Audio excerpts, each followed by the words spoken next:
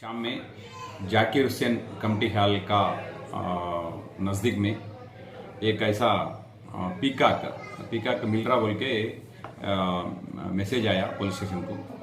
Immediately मेरा constable की भी विजय वो जाके वो पीकाक को लेके आ जाओ बोल के मैं विजय उन्होंने लेके आया मेरे कांस्टेबल जाके।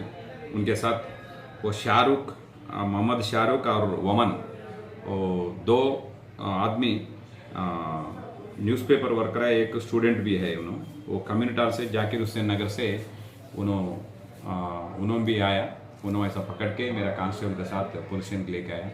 अभी वो फॉरेस्ट वाला को इंफॉर्मेशन दे दिए। फॉरेस्ट वाला आने के बाद वो उनको वो हैंड ओवर करते वो पीकाक उसको थोड़ा गिर गया बोला वो लेग ऐसा पैरा थोड़ा प्रॉब्लम बोल के ऐसा गिर गया बोला। चेक करे तो वो भी है दे देते वो फॉरेस्ट वाला।